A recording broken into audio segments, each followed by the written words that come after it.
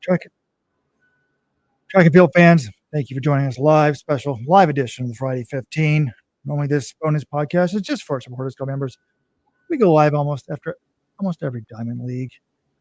Rome Diamond League is in the books, folks. Trayvon Bromell is back. Weldon's favorite sprinter, years of injury problems, 984 World League, just destroys the field. Josette Andrews, folks, you've been a fan of her for all these years. It's been tough. She's missed U.S. team after U.S. team after U.S. team. Well, she's gone from the 1440s to the 1420s. Will she finally make her first team this year? The Ethiopians, what do I constantly do on this show? I talk about how poorly they're coached, how poorly they run the middle distances. Their tactics are horrible. They've done it again. They completely bombed the women's 1500. They're a hero if Ireland wins it. We have a new world lead in the men's 1500. Habs of France, 329. Timothy Chariot, 329. His five guys break 331. National records, Sweden. Someone else, too, I've already forgotten. And how about Beatrice Chebet? A gambling expert friend said a few months ago, don't remind me never to bet against her this year. Yeah, don't do that. She joins the sub 1405 crowd club. 1403 destroys G'day, destroys everybody else in that field. Quincy Hall, anyone remember him? Yeah, he started his season a little slow the first race, but it was faster than last year. Now he's back in the winner's circle. He's so fun to watch. There were some great high jumps, long jumps. I was watching this with my son. He was thrilled by the field events, by the way. I was about to start the show by saying I thought the field events were net negative. Just I don't like watching them, but he really watches them. So maybe it's good for the sport. We'll talk about that. Thank you for joining us. Robert Johnson here. Jonathan Gulch over there. My twin brother, Weldon Johnson. To the left of me. Is it left or right? I don't know how to say that. Anyways, guys, what did you think? It was all right. I think Rabat was probably a bit more fun, but this wasn't bad. There were some good races. I did like that women's 1500. I know we're missing a lot of athletes, but sometimes the upside of missing some of the big stars is you don't really know who's going to win. So we saw that in the women's 1500, whereas the women's 5K, you had some of the bigger names, but we all know Beatrice Chebet is a level above pretty much everyone else. Maybe Faith Kipyegon fully peaked in a 5K could give her a run, but everyone else is not even close. So, yeah, some fun races. I mean, I assume Robert's very happy because national records galore in the men's 1500 between Germany and Sweden. I guess you would have preferred if there was maybe an even more obscure national record, but for a brief moment there, they were showing national under 23 records on the Diamond League results page. I guess they've changed it, but I'm pretty sure that the French guy, Lagti Chowdar, set a French under 23 record. So I don't know if you enjoy those or not, Robert. Yeah, but yeah, it was fun. And I think the big takeaway here, though, is Trayvon Bromell just obliterating that 100-meter field. Because going into this, he had run 991 in Claremont, but it's Claremont. So a lot of people can run fast on that track. Bromell historically hasn't always been able to translate his performances overseas. He did that and then some. He had a good start, but he really looked strong at the end of that race. 984 is his fastest time in almost 3 years. Sensational for him. John, some of the races may not have had amazing fields, but we had a 984 and a 1403, and we're just kind of like, oh, ho hum. I agree. John downplays how good Chebet is. I was wondering when I saw that the pacing lights were set for 13 or teen or whatever. I thought, did Nike tell them? Is there a First of all, let me ask this question, John. Is there a 5,000 on the table for Prefontaine? Yes, they've announced that they're going to be having the women's. I think the World Championship trials are going to be at the Pre-Classic for Kenya. But I was wondering why this woman can break. She ran 13:54 or something on the roads in December when people aren't even in shape. So she can clearly break 14 minutes. We've never seen it on the track. And I thought, well, when I saw the pre-race press conference, she didn't talk about the world record. I saw the pacing lights in the 14 teens. I was like, I wonder if Nike told her, don't break the world record till pre. And that's kind of what I was thinking into some conspiracy theory until this race went off. 2 or 3K in, she just throws the hammer down, just destroys Segay. And it was kind of interesting because initially, like everybody in the field went with that lead group, which was basically 14-15 pace. And some people paid the price for it because I early on, I'm like, wow, Shelby Houlihan's barely hanging on to this. And then I realized, well, they're running 14 team pace. That's not easy. But then when she destroyed the field, I thought, well, I think she is going for the world record. So I don't know about my conspiracy theories, but man, is she good. I mean, she's insane. So let's talk women's 5,000 first. Try to pull up those results, show them on the screen for the live viewers here. And she ends up winning by 16 seconds. It was a nice math lesson for my 7-year-old who wanted to figure out the difference. 14:03 for Chebet, Hailu 14:19. Battle Cuddy, the Olympic silver medalist in the 10,000, 14:23. And then Hailum Segay, 14:24, 14:24. And then Josette Andrews of America, 14:25. Shelby Houlihan was in this one. She faded to 14:45. Karissa Schweizer, even worse, 14:56. Actually, Megan Keegan next to last, and then Megan Keegan was last of the Great Britain, 15:16. But Chebet was sensational, as we knew she'd be. But this is an interesting post here from All in the Game in the live chat. 8th chances of defending her world championship 5K title versus Chebet. What do you guys think? So 2022, Chebet won it. I mean, Faith won it. 2023, right? Kipyego won it. 2024, Chebet destroyed her in the Olympics. What do we think would happen in 2025? No doubt for me. I think Chebet's going to win it.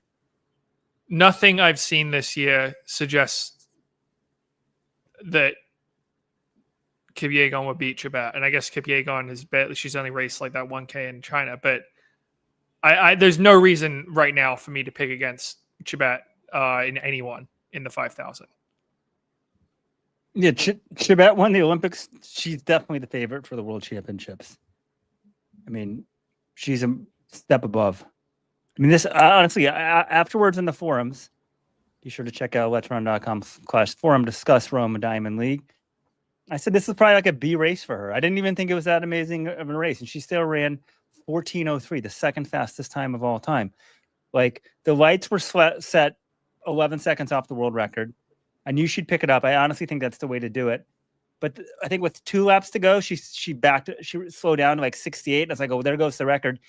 And she still comes fairly close to it. Like, any competition, I think we're going to see this first sub 14. Well, are we going to see it at a trials race at the Prefontaine Classic? I still say yes.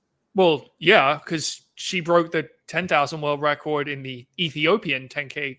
It was the Kenyan 10K trials for the Olympics last year. They had him at the pre-classic. She broke the world record. Now, she had Segay doing a lot of work for her in that one.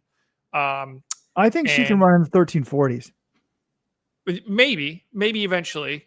I think she could have broken the world record in this race if they had paced it more aggressively. And Robert, I don't generally go in on your conspiracy theories, but I'm not totally dismissing this one. If you saw her post-race comments, she said, I was planning to run 14:15, but I felt like my body was moving and I decided to go. So I see that my body is in good shape and I'm capable of the world record. So now I'm going home and we'll prepare for it. If I get someone who will push me up to 3,000, it will be possible. Soon I'm going for the time under 14. So, yeah, I think it would make sense for her to try for it at pre. And I think she's so good that I don't even think she would need like perfect conditions to do it. So, yeah, but if you look at her kilometer splits today, 250.5, 251.1, 250.6, 247.8. She did that without a pacer, just picks it up and drops everyone. And then 244.7. And she closed in 61.8 that last lap. And that came off to, she was slowing slightly for the penultimate lap. But yeah, I think she has the fitness to do it. And the 5,000, presumably Agnes Ngedic will be in that race. And she has been consistently pushing the pace, well, until the last meet. But she's been running well in the Grand Slam track meets, and she is not afraid to push the pace. So I don't know if she'd want to just be a de facto rabbit, but they'll have Nike paces. They'll have the wave lights. I think the pre-classic where she broke the 10K world record last year, first woman under 29 on the track. I think it's looking very possible it'll be where she's the first woman under 14 on the track.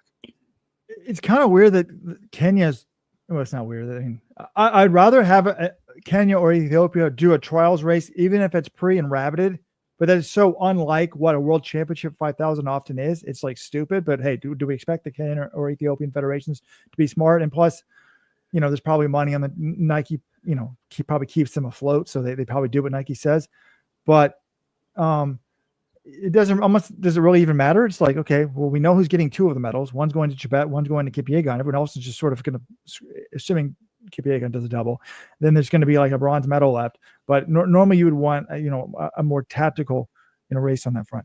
All right, let's talk about Josette Andrews. She ran well at indoors. She had run 14:44, and then she was competitive, aggressive at Grand Slam track in that 3,000. When I talked to her, she's like, "Oh, I'm going to run fast. I've never really been in a time trial type race."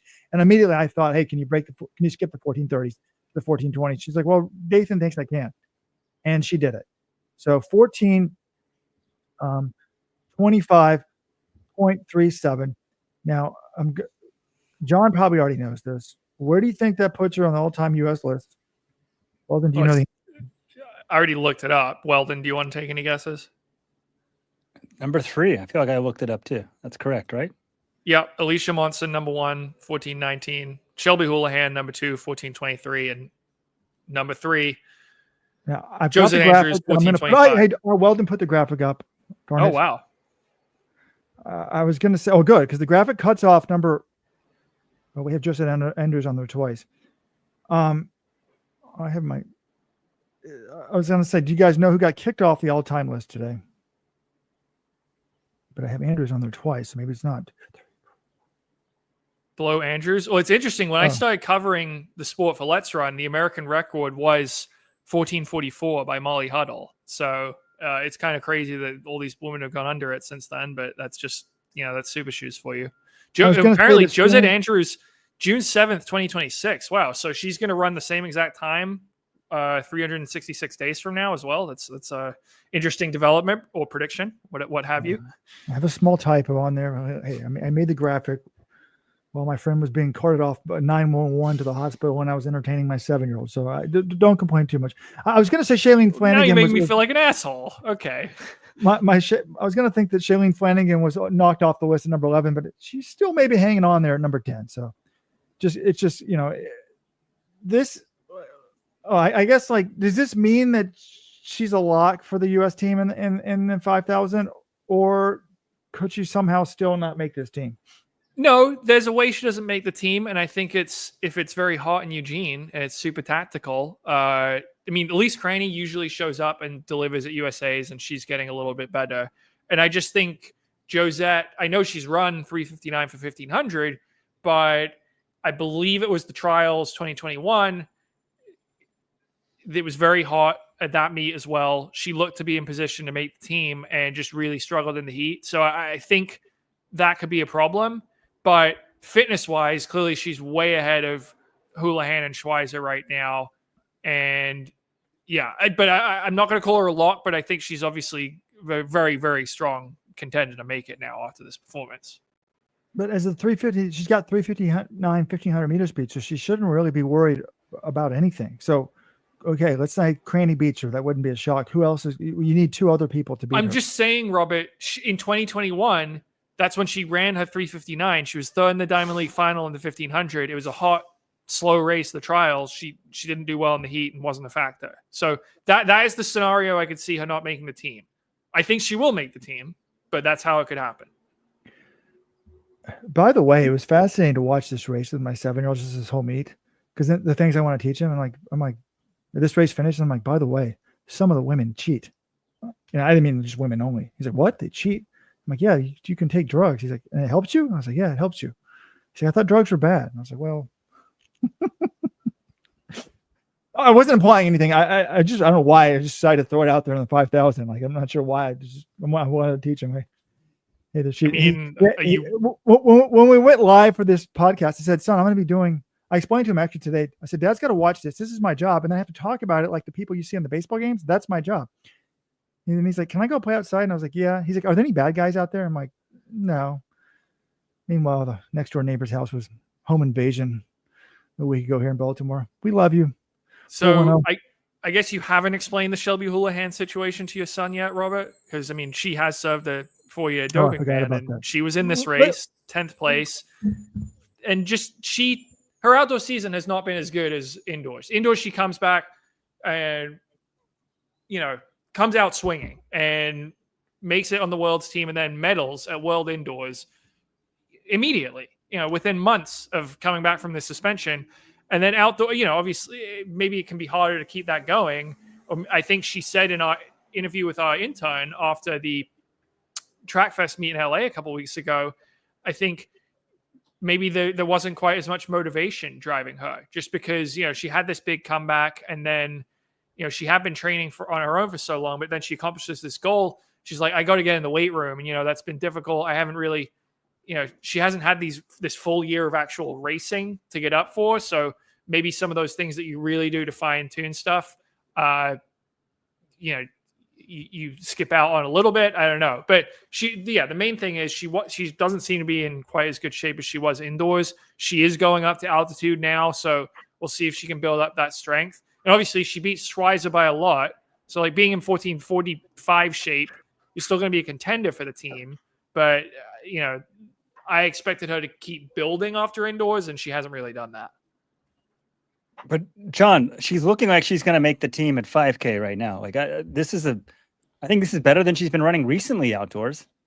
So, and also maybe flying to Rome, getting in this race, getting destroyed by another American, Josette Andrews, might get that motivation going.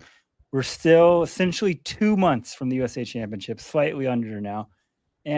But guys, I want to praise Josette Andrews. I did not get to say any words of appreciation. I think after last year, her career, it was either like, that's it, kind of, we're going to peter out. She was 11th place at the trials. I mean, she was somebody, as you were saying, John, 2021, we thought she'd make the team.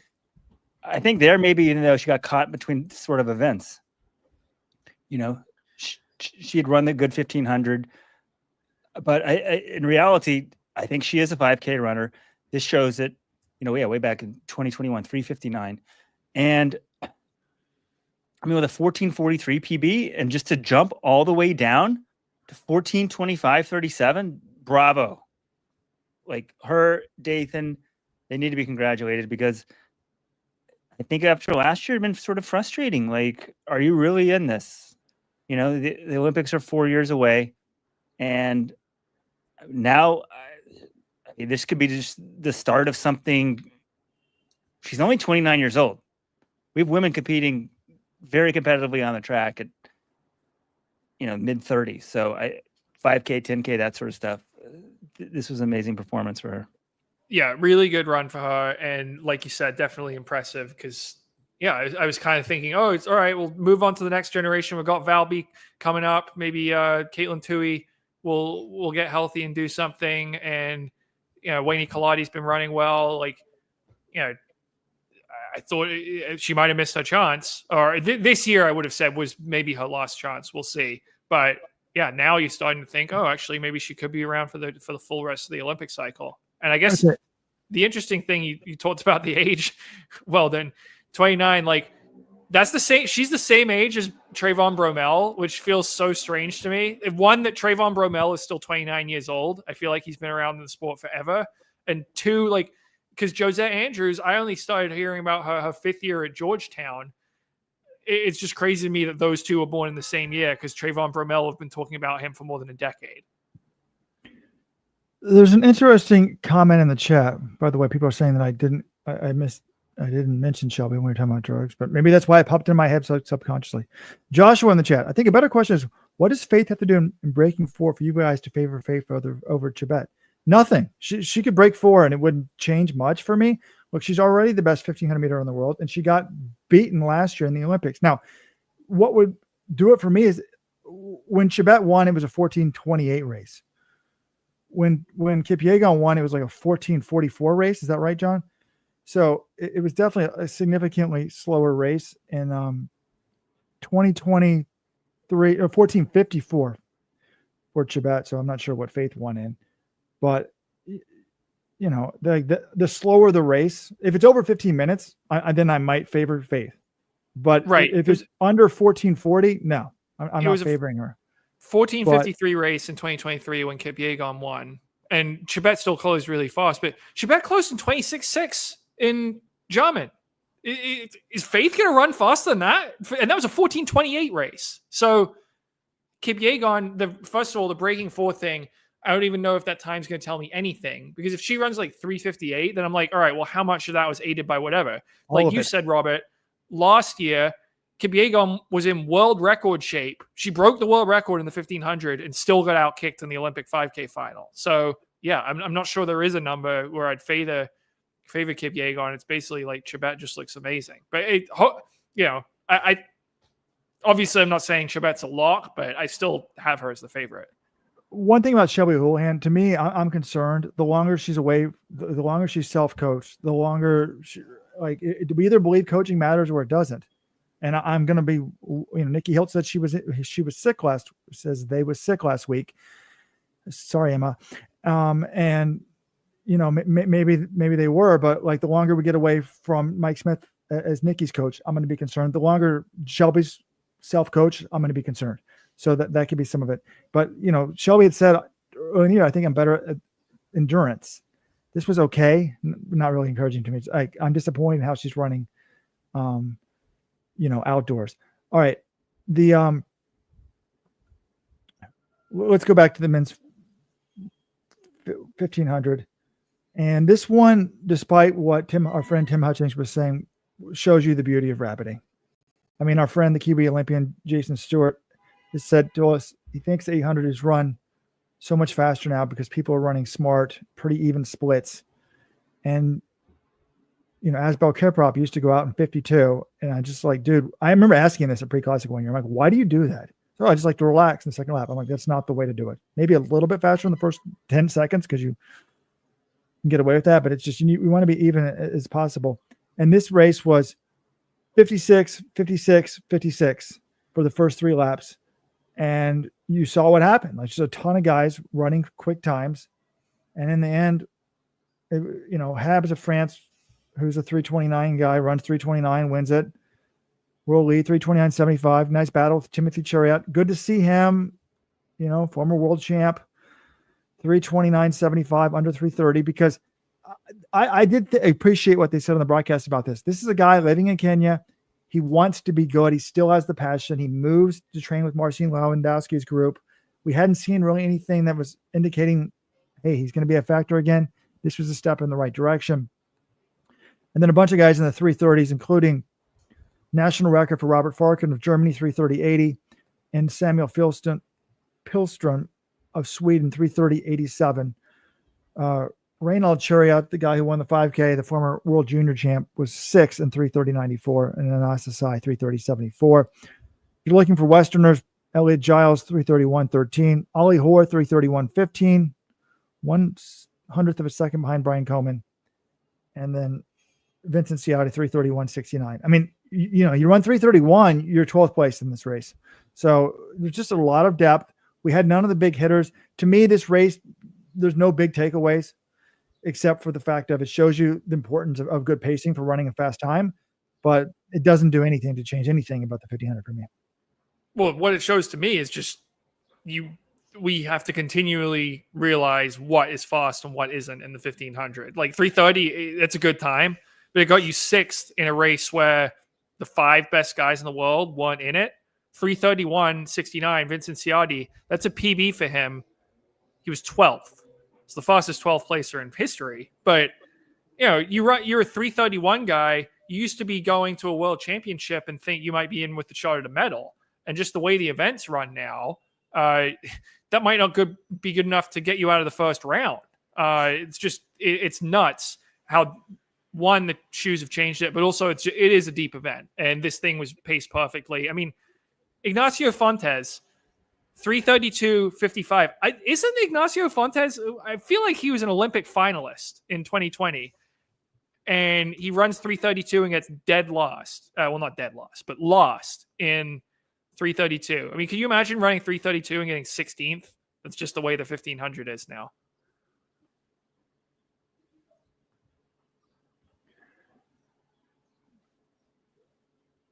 Oh, my other takeaway, Steve Cram said this on the broadcast. Reynald Chariot needs to get his head in the game. I don't know what he's doing, hanging around in the middle of these packs. He finished this race almost in lane 5. Now, I think Habs and Chariot were probably just better than him today because they, both beat him by more than a second. But he needs to put himself in position to win these races. This is a field the talent he has up against this field. You should be going in thinking I should beat these guys, and he didn't put himself in position to do that. Whereas Habs smartly learned from what he went really aggressive in Rabat, wanted to keep the pace going. He said, all right, maybe I should just back off and run in second. He ran this thing perfectly. Chariot, just a missed opportunity. So I don't know. I think he just needs to work on putting himself in the mix earlier, because this is the second time in 3 weeks that he's just been way too far back. If you're catching this live, not a Supporters Club member, come on, you're a big track and field fan. Join the Supporters Club today. You can get this as a podcast. I'll send you a free t-shirt. It doesn't have to be a Let's Run shirt. You can get a blank shirt. You can get a Wolf shirt. Send it in this beautiful Let'sRun.com bag. I haven't really publicized this. I have secret laptop stickers. I'll throw this in for free. Join today, Let'sRun.com/subscribe. All right, let's move to the women's 1500. We don't need to talk about this meet all day, and then we can go to the sprints and jumps and whatever. We're going to put the results up on the screen. I mean, Sarah Healy wins it 3:59.17. Sarah Beelings 3:59.24. Cadwell 3:59.32. Heather McLean in her first race is not as a member of the Team NOLF Boston 3:59.71. Susan Ajoy 3:59.73. I thought the call on this was great. Ajoy had the lead. Well, if you missed it, the Ethiopians, including John said I think he told me there was a 17-year-old. Is that right, John? Yeah, you're ripping the Ethiopians' tactics. I mean, I guess they did a go out. They went out pretty hard. But I'm also not. I mean, I guess Harut Mashesha did win. She was at the Miami Grand Slam and she won the 3K there. And she's a 354 woman, ended up fading to 13th, 403. So they did go out probably too hard out in like. If you 62. Didn't watch it, and most of the people who listen to the podcast probably at work today didn't watch it. They went out in like 60. If I was the meet director, I would fire these people, the pacers, immediately. Like, what's the point of having wave light if you're not going to follow it? It's not that hard. There's no excuse for this anymore. 5 years ago, there was excuses. No, you go out in 60. They wanted to go 62, I believe. They go out in 60, and then they run 67. 60, 67. They were 207, 800, which was insane. And then, as a result, the Ethiopians, you have Mashesha finishing in, she's a 354 woman. She finishes in 13th place. And then, who's the 17-year-old? I don't even see the 17-year-old, John. Did she drop out? No, Saron Berhe, 10th. Okay, she's a 359 woman. She runs 401. But, I mean, I really don't know how you don't have some sense of pace. Like, to me, she's 17 and following the pacer. I blame the pacer more for, at least in her case, I blame the pacer more than her. Yeah, following that, you're just going to follow them. That's fine. But for Mashesha, I just feel like it's better to go too slow than too fast. And this was a disgrace. But it ended up being, kind of a tight race. But the announcers were like, Ajoy had a lead kind of 2 or 3 meters coming off the final turn. And I think it was Tim. He's like, she doesn't often close very well the last 100. And she certainly didn't do that because she went from 1st to 5th. And, she's what, 6th at the Olympics? Is that right, John, last year? 5th in the Diamond League is not good for her. But I'm not going to criticize her. She took a stab at it, and if she knows she doesn't have a big kick, she tried to go at the bell, and she did get a gap. I thought that was the right way to run it. So I commend her for making the effort. But yeah, when I saw it was bunching up, I thought back to Euro Indoors where Sarah Healy upset, got the win. I believe that was the 3K. But I watched that. I'm like, okay, she can kick. I'm betting on her against these Australians, and that's what she ends up doing. She had the best close. Really fun battle down the straight. Abby Caldwell made up a lot of ground. If she had been in a little better position with 200 to go, I think she could have won this, but maybe she was a little concerned. This was a PB for her and, wanted to hold something in reserve. I mean, she still ended up closing pretty well. But yeah, it was a fun race, and it also just confirms, like, hey, remember Trevor Painter is just such a good coach. He's got Healy, he's got Keely Hodgkinson, he's got Georgia Hunter Bell. Like, just his athletes the last couple of years have been running really, really well. And We how got about our we got our sub 4. We got it, guys. Oh wait, this is 1500. how about just some love for Sarah Billings? I mean, this is what, she's 27. I mean, heading into last year again, if you don't know her story, she was a 406 woman. Today she PRs. Her PB was 359.59. She runs 359.24. Almost wins the Diamond League. That's just pretty wild, right? I mean, she's never broken 406 or 201 heading into 2024. Now she's a 157, 359 woman who almost wins the Diamond League. Healy, this has got to be her first Diamond League win. Congrats to her. Again, we're missing, the major players, but I guess it's fun for them. Whatever. Yeah, good big win for Ireland. I was texting with Carl Dennehy, friend of Let's Run, and was saying, surely this has got to be one of Ireland's only ever Diamond League wins. I looked it up. Rashida Adeleke won the 400 in Monaco last year, but other than Adeleke, I believe Sarah Healy is the only Irish athlete to win a Diamond League. So congrats to her. Shout out to Debbie Z in the chat. She's complaining about a $30 price tag on the t-shirts. Have you seen what Trax Method somebody's coming to charge? Like $75, $60? These have hem tags, folks. Well, some of them have hem tags. Extremely soft. You won't be disappointed. The sprinting was, by far the only major result, right, in all of the sprinting. It was like we had was Trayvon Bromell's 984. Well, Quincy Hall too. Oh, Quincy Hall was amazing. I apologize. If you didn't watch this one, I was telling my son, it's fun to watch the 7. I'm like, this guy. He's like, which one's the American? And then I'm like, this guy. And he's like, the white. And I'm like, yeah. And I'm like, well, he often goes out slow and comes from behind. So you could tell he's behind at like 150 meters. But then by like 300, he had the lead. And then the South African guy, was it South African, John? Yeah, Zakithi Nene. Yep. Passes him like halfway down the stretch, and you don't normally see somebody come back. But his last like 30 meters is insane, and they just both lunge at the line. And I thought from that parallax, I'm like, I think Quincy won it, and he won it by 0.01. I think it was 44-24, 44-23, something like that. Fun race. Yeah. But then Bromell just blasted those guys in the 100. He was pumped, right? The joy in his face was well deserved, but 1.1 win, 984. No one else, only one other guy breaks 10, 99 for Seme of Cameroon. Omanyalo, 1001, Brandon Hicklin, 1004, Curley, 1006, Courtney Lindsay, 1018. So the Americans not running well besides Bromell. And just the time was legit and the margin of victory was legit. So congrats to him. He had the Achilles injury. He's just a class act. Congratulations. It was a huge win for Bromell because we know he's had injury issues his whole career. And then he burst onto the scene 2015, gets a medal just after his 20th birthday at the World Champs in the 100. You're like, all right, this guy's going to be around forever. And then blows out I think it was his Achilles at the Olympics, right? Ends up leaving the track in a wheelchair after running the 4x1 for the U.S. Injury hell for the next few years, then makes his comeback back on the Olympic team in 2021.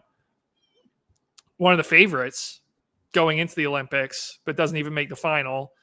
Next year, gets on the podium again at Worlds, and you're thinking, okay, this could be it. He's still around.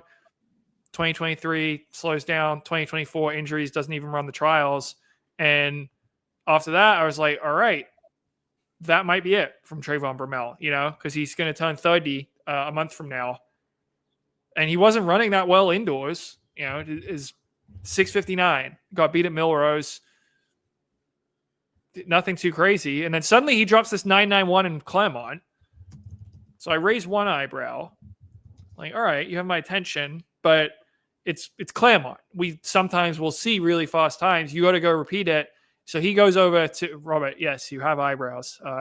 So he goes Those over of you to not Rome. watching live, John is an actor too. He raised one eyebrow, as he said, raised one eyebrow. I can't do that. Weldon, can you raise one eyebrow at a time? They both go up. Weldon Oh can yeah, do it. Weldon can do it. All right, so he goes to Rome, and I'm like, all right, the Diamond League, the races haven't been that fast, and partially because that's it's still pretty early in the season, but it was good sprint conditions, and they had a nice little wind, plus 1.1. He just blitzed everyone. World leader, his fastest time in 3 years, and now he's saying absolutely he's in the conversation for the gold medal. This one performance, you can run this. I know it was good conditions, but like you can run this right now. Yeah, you're absolutely in the conversation, and it makes the 100 much more interesting now that Bromell is a player again. Assuming, hopefully, he can stay healthy. Women's 200 Navy Battle won her third Diamond League of the year, but didn't. I think it was like 22.5, and she's run 22.41, 22.38, and then 22.53 today. She won by 0.14. So I mean, I agree with one of the chatters says you can't really. I mean, she's running great, but she's no walk for the U.S. Even the U.S. team, because the U.S. is so sick in that.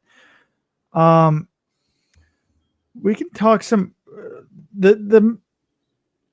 I don't know, John, if you have any takeaways in the field events. I think that if you're a field event fan, some of the stuff was quite good. I want to talk about the 100 hurdles, though. So, very tight finish. Jason Joseph of Switzerland beats Cordell Tench. They both run 13:14. And all I can think of is that my one takeaway of this race was Cordell Tench is pulling a Devin Allen. 2022, Devin Allen runs 12:84. It scares the world record out of nowhere. And then the rest of the year, John, guess what his fastest time was the rest of the year? I mean, that was early when he did that. He did that on June 12th. Guess what his fastest time the rest of the year was? 13:07. Yeah, 13:09. And I'm not saying this is the truth for Cordell Tench, but he runs 12:87 in China, then he runs 13:10 in Philadelphia, and now 13:14. It just shows you what a rhythm race it is. And it also shows you the greatness of Grant Holloway. Let's hope he gets healthy. Like, Grant's sort of just like, he just seems to be like locked in between like 12:95 and like 13:05 on almost every race when he's on, maybe 13:10. Like 13:10 is about as slow as he goes. And I've always been waiting for him to pop one like Devin Allen did or like Cordell Tench did, because then he'd run like 12:7, or 12:6. But John, we have a correction for you to make live on air. Oh, Kira McGeehan. Okay, yeah, I forgot about that. All right, so we're it must be a 3. Yeah, Kira McGeehan is apparently we've not verified this, won a Diamond League as well. But no, she did a couple years ago. I remember.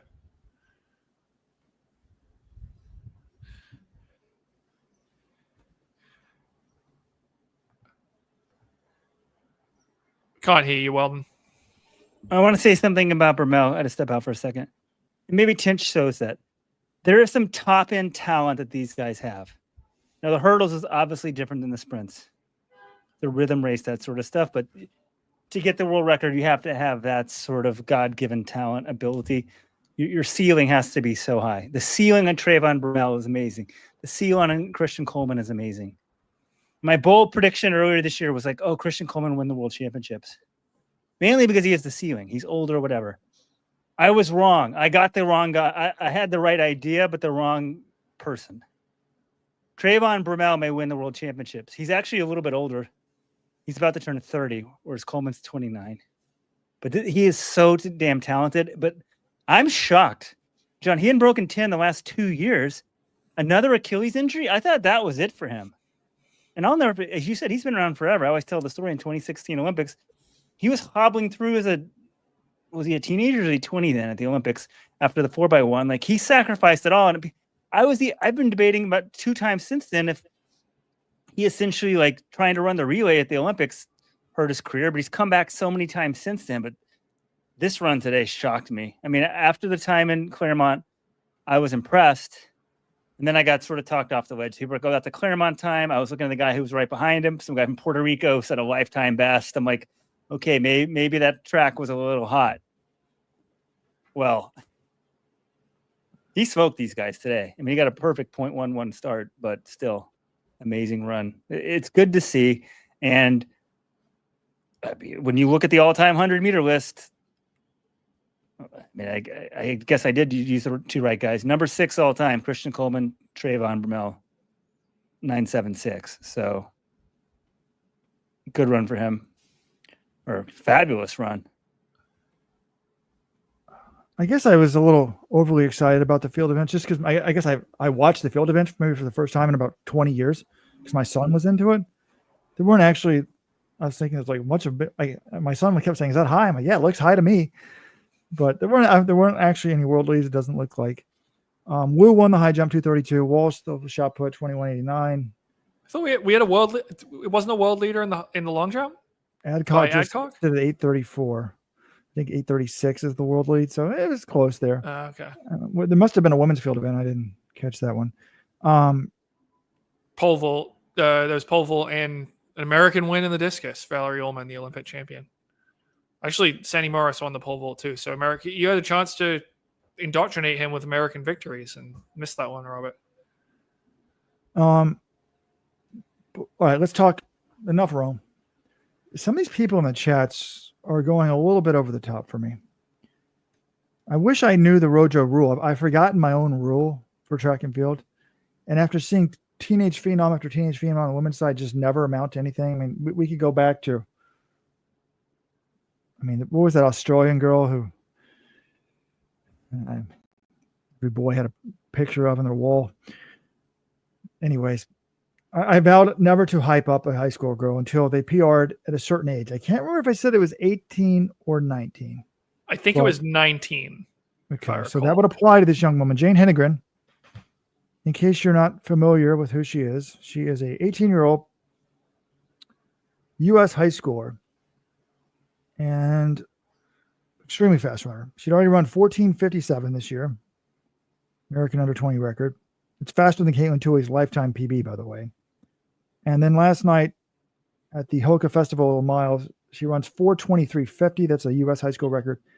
And the crazy thing is she didn't run good splits. She went out a little bit too hard. This is in a high school only race. She went out super fast. I think it was like 62 or something. She runs 67.04 for her last lap. Her 1,500 meter split was almost faster than Mary Cain's high school record, 4.462. She split 4.0468. So clearly she's in better shape than that. If she got an even thing, it wouldn't shock me. I mean, would it shock you guys if she broke 4? 4 minutes for 1,500? Yeah. Because only one collegian has done that, or during the collegiate season, that was Jenny Simpson. So, but no, it is crazy. Like 4:23, she was 0.04 of a second off the NCAA record in the mile. 14:57, which she ran for 5K earlier this year. That would have been the NCAA record like 2 years ago. And, obviously she's running the super shoes, but so is everyone else in the NCAA right now. She'd be one of the fastest women in college. And she's an 18-year-old high school senior. So this is, in terms of like a longer distance runner, I'm not counting like middle, 800 or whatever. This is the best season by a high school girl since probably Mary Cain in 2013, 2014. Alexa Ephraimson did run 4:03 as a senior in 2015, though I don't think she had the breadth of performances of Hedengren. But to go national record in the mile, national record in the 3K, 8:54, national record in the 5K, 14:57. She won an XN by like 45 seconds. It's nuts. I mean, Tuohy had 3 years of blowing people out and running crazy fast, but this is on another level, certainly on the track, than what Tuohy was doing. It's remarkable. Yeah. Mary Cain made a world championship final as a high schooler. Right. I'm not saying this is better than Cain. That's another level. But in some ways, maybe it's a blessing to not be at that level. Right? She's still crushing these high school records.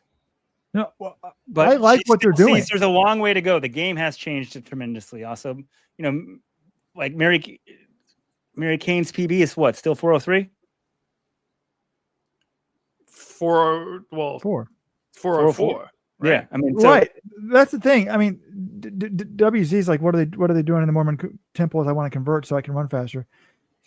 I like how they're doing this. She's doing it in high school only races. She didn't even run in the pro race. She could have easily probably won that pro race.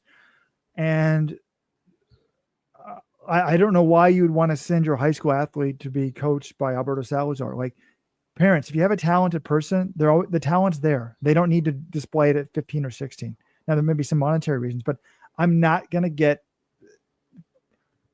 still not going to go gaga, because we had Kane, her lifetime PB came a little bit younger than this, but Frameson's the perfect example. She ran 403 at age 18 and she never ran faster, and she was a nothing as a pro. So I think it's encouraging that she's run 14:57 as well, that she's doing it in the high school only races, that she's going to BYU, where we know the coaching is going to be fantastic and not crazy. And it's going to, I think that the coaching staff with their most recent high school phenom, John, who's there now. Help me out.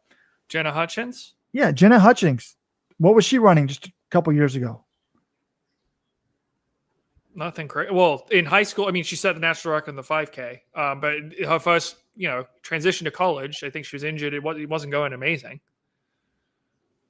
I mean, back when, I guess, we were amazed when a high schooler was running. Well, I mean, Hutchins times we thought were amazing were what, 15:30, 15:35 or something. Yeah, I mean, back when we thought amazing. Jenna Hutchins was amazing in high school.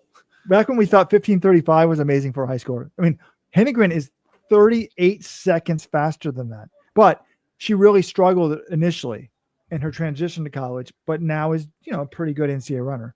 But I think that the expectations for Hedengren, and you're seeing in the YouTube chat, is like, dominant world beater. I'm not guaranteeing that. No way. Well, because her best event long term, you're probably looking at 5K, and that's just an event the U.S. women have historically struggled to be competitive in. But in terms of, I think she's in a great situation and is going to be in a great situation next year. She already lives in Provo, so it's not going to, I don't imagine it'll be that. I mean, transitioning to college, obviously there are differences in lifestyle and that sort of thing, but I think it's hopefully going to be pretty comfortable for her. She's got a good coach in Diljit Taylor. And the other thing is, she's going into the NCAA, and some of her PBs are close to the NCAA record, but there are a lot of women in these events who right now in the NCAA who are close to the NCAA record too. The level of competition is high in the NCAA. You're going to get a lot of international athletes to challenge her. So it's not like she's just going to go into the NCAA and, I mean, maybe she does win national titles as a freshman. She's that talented, but I think she will have people to challenge her and push her, and rather than, people saying, oh, you're too good for college, you should turn pro right now. And that might make things tougher. So I like that she'll have at least a year, maybe, 2 or 3 of college to challenge herself against people who are at her level. Because obviously she's a lot better than everyone at the high school level right now.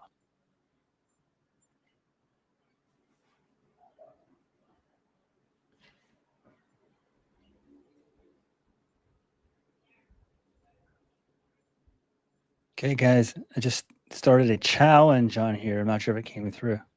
You get $100 tip right now. You get a free Supporters Club membership. That's how it works for a year.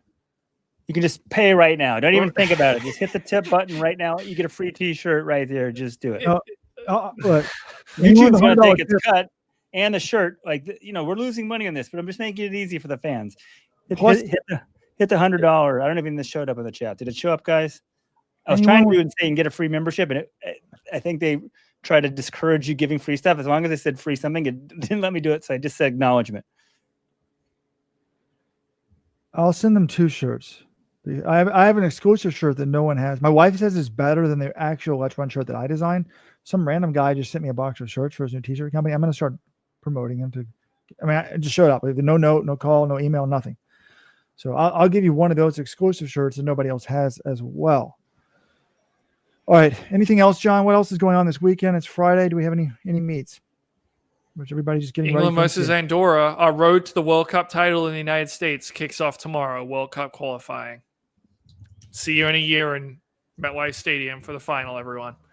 No, in terms of meets, I think Rome is I'm trying to think if I'm missing anything. Well, obviously, we've got NCAA's kicking off Wednesday, so we'll be talking about that on our preview podcast. And a lot of stuff on tap next week with that. We've got 2 Diamond Leagues, Oslo and Stockholm, where the men's 5K is going to be great in both of those. You got the Portland Track Festival with Donovan Brazier and Galen Rupp on the entries. I mean, next week's going to be a huge week, but I think the main thing for this weekend was Rome. Like, seriously, we got to enjoy it. That's insane.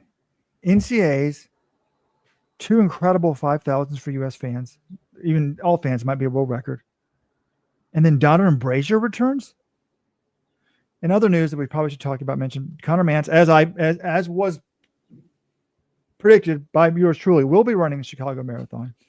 I predicted this a long time ago. I'm like, look, he has to run Chicago. There's no way he goes to New York because he wants to do World Cross. So he's clearly going to go to Chicago, try to get the American record. And it's confirmed he will be going for the American record in Chicago.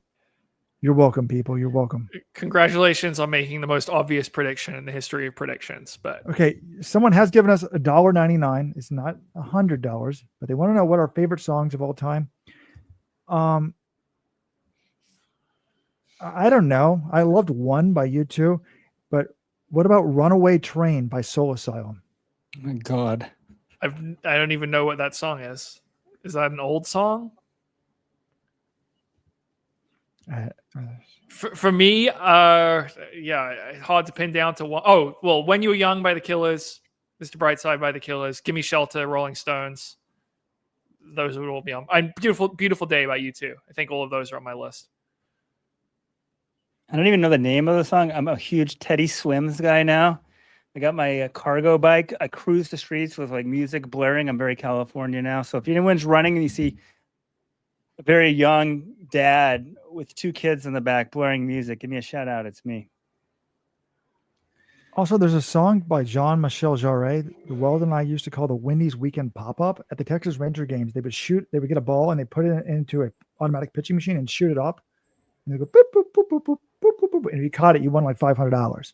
That was our favorite song. I don't know the name of it, but it's an amazing, like, if you're into techno. I don't even know the name. I think that's kind of the name of the author. Scatman? Oh, Mr. Scatman was good. The other song was called John Michael Jarre Popcorn, I think was the name of it. Yeah, Popcorn. I mean, I haven't listened to these songs in like 20 years. I don't know if these are my favorite songs. Oh, I think I know Popcorn. Yeah. Okay. Well, thanks everyone for tuning in. We got the New York Mini. New York Mini is this weekend. You guys are very sexist. Well, boots on the ground, New York City Mini. I forgot to put up David Monte's preview. He wrote one last night. I'll do it today. Oh, it's good. It's going to be a good race. There's Obiri, Locati, Emily Sisson's there. I think Taylor Rowe. Like, there's a bunch Taylor Rowe, Colati, big names. Infield, even Amy Frisbee, Dakota Poppin. You know, it's crazy when you start going down this list of American names. But I want to see what Taylor Rowe does. Right, guys? Yeah. I mean, definitely. The course is somewhat of a neutralizer in New York, but Obiri, Gautam Ghebreselassie, Locati, Viola Cheptu. Well, I mean, some of these maybe not necessarily in the 10K, but in the marathon, they are a rung above Taylor Rowe, right? But Taylor Rowe's been putting up these amazing performances this year, you know. So I want to see what she can do 10K on the roads versus them. I mean, she's shown so much more on the track than the roads, right? I mean, excuse me, the roads and the track. Right. So maybe she's just one of these, the rhythm, I don't know, the shoes, whatever the hell it is. But I think if she's going to be a factor versus these women, it's going to be in the roads. So, I think 10K is not her distance, to be honest. For whatever reason, she doesn't want to be a half marathoner. But well, she is now, and she's marathon probably will sooner rather than later. But yeah, June, it's a kind of odd time in the calendar for sort of marathoners. So, maybe this is your opportunity to get Lakati or Obiri. I mean, yeah, Obiri. So I still think of her track career, she was so amazing. So she'll be tough to beat. But yeah, who knows where they're all at in their own trainings. No, I didn't think about. Well, she probably beat some of them because they just ran the Boston Marathon. No, that was a month and a half ago. Okay, well, thanks everyone for tuning in. By the way, the mini is Saturday, so I will put up the preview right now. I apologize. Yes, thanks for tuning in. Have a good weekend. Ciao.